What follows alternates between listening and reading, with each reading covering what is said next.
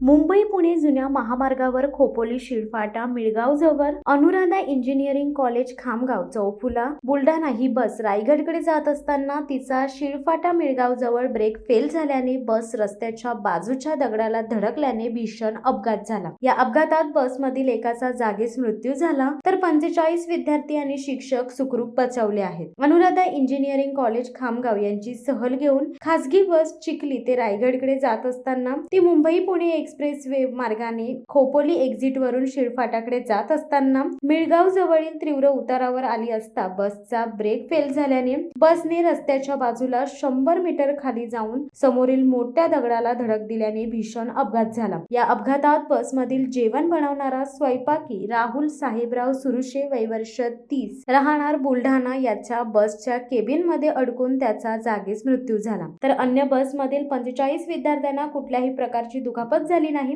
सुदैवाने मोठी दुर्घटना टळल्याची माहिती देखील समोर आली आहे। या अपघाताची माहिती मिळताच खोपोली पोलीस, बोरघाट पोलीस आणि अपघातग्रस्त टीमचे सदस्य घटनास्थळी दाखल होऊन बसमध्ये असलेल्या विद्यार्थी व शिक्षकांना तात्काळ बाहेर काढून त्यांना गगनगिरी आश्रम मठ खोपोली येथे त्यांच्या राहण्याची सोय खोपोली पोलीस आणि अपघातग्रस्त टीमच्या वतीने करण्यात आली आहे।